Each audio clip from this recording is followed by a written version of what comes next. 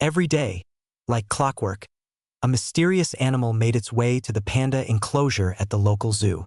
For weeks, the caretakers were puzzled by this unexpected visitor and wondered what could possibly be drawing it to the panda exhibit day after day. He wasn't big or loud, just a small, slender creature with a black mask across his face and a tail striped like a barber's pole. But there was purpose in his walk, certainty in his step, as if he belonged there more than any visitor ever could. He slipped past trash cans, ignored the pigeons, and made his way straight to the panda enclosure. Always the same route, always the same time. The keepers first noticed him on a chilly Monday morning in early spring. At first, they assumed he was after scraps, maybe sniffing out a half-eaten sandwich. But he didn't. He simply sat outside the glass, his eyes fixed on the panda inside. The panda's name was Bao, a gentle giant with glossy black and white fur who preferred solitude, often hiding in the far corner of her enclosure. Most days, Bao barely noticed the crowds pressed against the glass. But when the raccoon appeared, something changed. Bao would lumber over slowly, curious, and settle down right across from him.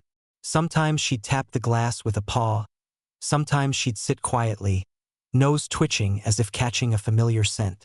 The raccoon watched her for hours. He never begged for food or tried to sneak in. He just watched and waited. The keepers began to whisper about him. They named the raccoon Shadow. He became as much a fixture at the zoo as the stone benches or maple trees, yet no one could explain why he came. "It's like he's lonely," said Mia, the youngest keeper, softly sweeping near the enclosure one afternoon. "Maybe he's just weird," shrugged her supervisor, Tom. But Mia noticed how Bao brightened when Shadow arrived. She ate more, moved more, even played with her old tire swing. It was as if Shadow had flipped a switch inside her. One afternoon, Mia crouched by the glass, clipboard in hand. Shadow pressed his nose almost against the window. Bao pressed her forehead to the same spot. For a moment, it looked like they were speaking in a secret language only animals understood. Days passed and visitors noticed the raccoon too. Kids giggled and pointed. Parents snapped photos, but Shadow ignored them all. He was there for Bao. The keepers debated what to do, chase him off or trap him. But since he caused no trouble and Bao seemed happier, they let him stay. Curious, Mia began digging through old zoo records. She found a faded newspaper clipping of Bao, much younger, sitting beside a woman with kind eyes and a gentle smile. The caption read, "Local conservationist welcomes Bao to Willow Creek Zoo." Mia asked around. Old staff remembered her. Dr. Ellen Park, the zoo's beloved panda expert who had died suddenly a year ago. Mia's heart ached.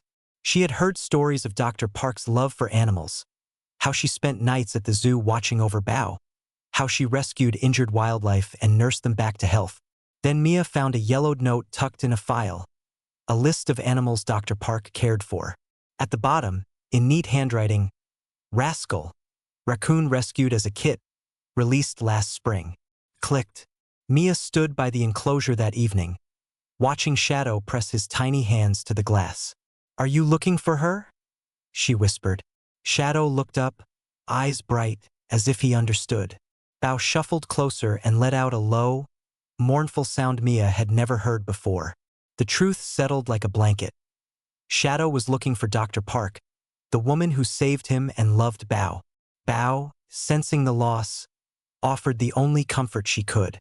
The next morning, Mia shared her discovery with Tom and the others.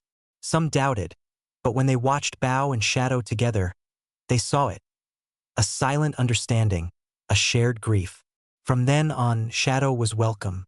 Fresh water and berries appeared near the enclosure, and a little shelter was built for him.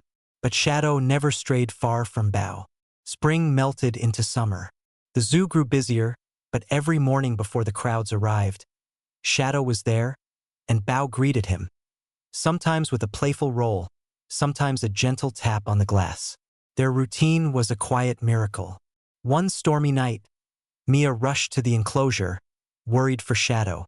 She found him soaked but safe under his shelter, while Bao pressed anxiously against the glass. "It's okay," Mia murmured. "She's here. You're safe." Shadow looked at her, and in that moment, Mia felt the weight of his longing, a grief she knew well from her own losses. The storm passed. Morning light spilled over the zoo as Shadow emerged, shook off the rain, and made his way to the glass. Bao waited, and together they greeted the dawn. Weeks turned into months. The story spread, touching hearts far beyond the zoo. Photos of Bao and Shadow went viral, donations poured in for conservation, but for them nothing changed. They still met every morning, watched each other through the glass, and found comfort in their silent companionship. One crisp autumn evening, Mia sat by the enclosure after closing time, watching their heads close together, eyes soft. She thought of Dr. Park, how her love had outlived her, weaving Bao and Shadow together in a bond words couldn't explain. Mia smiled, realizing sometimes the heart finds its own way to heal. Sometimes comfort comes from the most unexpected places. A raccoon, a panda, a shared memory.